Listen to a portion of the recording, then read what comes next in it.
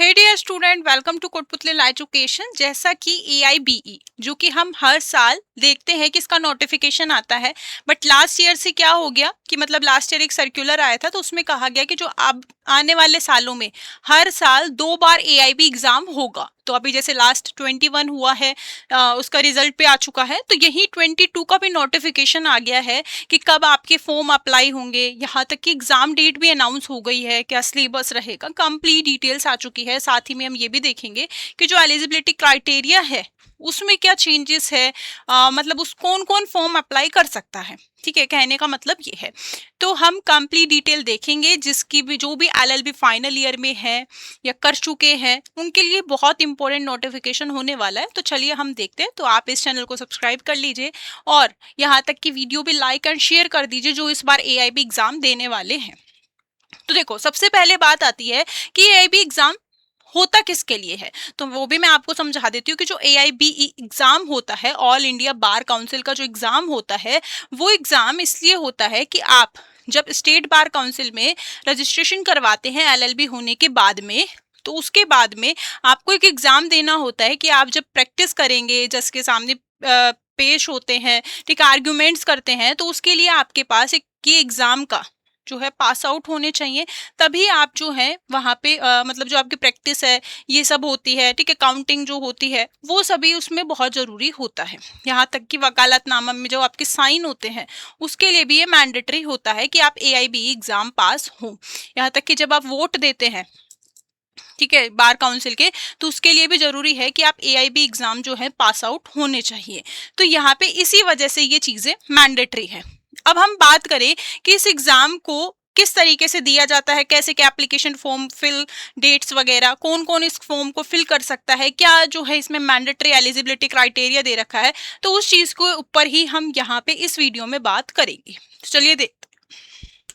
देखिए, सबसे पहले ऑनलाइन रजिस्ट्रेशन जो इस बार का जो एग्जाम है वो 22 वाला है, ठीक है। और यहाँ पे कब से फॉर्म स्टार्ट है, यहाँ पे 19 अगस्त से ये फॉर्म स्टार्ट हो जाएंगे। मतलब सर्कुलर जो इसका टेंटेटिव स्केड्यूल है वो आ चुका है। मान लो कोई चेंजेस वगैरह होगा तो वो भी आपको हम बता देंगे, इसलिए आपको बोल रखा है कि चैनल सब्सक्राइब जरूर करें। इसके बाद है रजिस्ट्रेशन। ऑनलाइन रजिस्ट्रेशन जो है क्लोज कब होंगे, मतलब मींस लास्ट डेट क्या होगी, तो वो 27 अक्टूबर है। तो मतलब अच्छा खासा टाइम मिलता है, 1 मंथ से भी अप्रोक्स ज्यादा ही। तो यहाँ पे आप आराम से फॉर्म फिल कर सकते हो। दूसरी चीज, यहाँ पे पेमेंट की लास्ट डेट क्या बता रखी है, 28 अक्टूबर।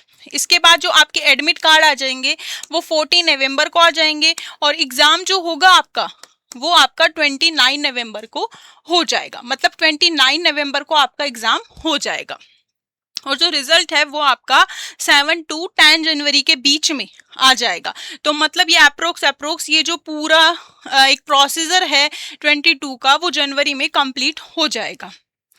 यहाँ पे बता रखा है कि बार काउंसिल ने कहा है कि भाई जो भी आपको दिक्कत रहती है, या फिर इसका जो स्केड्यूल, अगर कुछ चेंजेस वगैरह होगा, या फिर जब भी नोटिफिकेशन, अभी जैसे यहाँ पे सिर्फ डेट्स का नोटिफिकेशन आया है, फिर फॉर्म स्टार्ट होंगे तो उसके लिए आएगा। तो यहाँ पे ये बताया कि भाई आप जो है बार काउंसिल के ऑफिशियल साइट को विजिट करते रहें, वहां पे आप सारे नोटिफिकेशन देख सकते हैं जो भी आपको डिटेल्स चाहिए होगी। आप लॉ स्टूडेंट हैं तो बार काउंसिल की साइट का तो सबको पता होना ही चाहिए, क्योंकि वहां पे सारे सर्कुलर आप लोगों के लिए ही आते हैं, लॉ स्टूडेंट, एडवोकेट्स, ठीक है, उन्हीं के लिए। अब इसके बाद हम देखें कि यहाँ पे ये है एलिजिबिलिटी क्राइटेरिया के ऊपर एक डिटेल्स आई थी लास्ट ईयर ही, ठीक है। BCI ने एक सर्कुलर दिया था हमें, और इसमें हर चीज के बारे में बहुत अच्छे से बताया था कि भैया कौन कौन जो है आप लोग फॉर्म फिल कर सकते हैं, नहीं कर सकते हैं, वो सभी। तो देखो यहाँ पे बताया, सबसे फर्स्ट में ये बता रखा है कि eligibility of final year law student.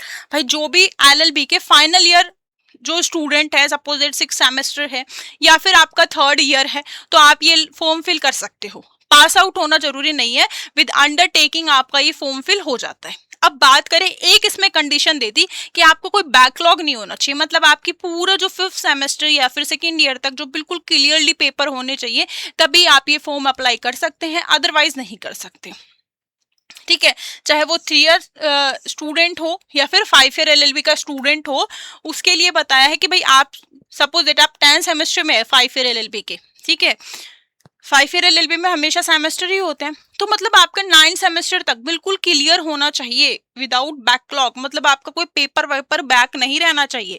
इसके बाद है eligibility of law graduate who have not obtain their degree. इसमें बताया कि एलएलबी डिग्री 3 ईयर और 5 ईयर कोर्स जो है जिन्होंने पास कर लिया, ठीक है, और बीसीआई जो है रिकॉग्नाइज यूनिवर्सिटी और college approve by the BCI affiliated with BCI recognise university but who have not yet obtain their degree also eligible to apply for AIBE. भाई आप जो है सपोज दैट आपको डिग्री नहीं मिली अभी तक, तो वो डिग्री से पहले भी आप फॉर्म तो अप्लाई कर सकते हैं, ठीक है। This include graduate who have completed their course are awaiting degree conferred. भाई अभी आपकी डिग्री नहीं आई है तो भी कोई दिक्कत नहीं है, आप फॉर्म फिल कर सकते हो। इसके बाद है यहाँ पे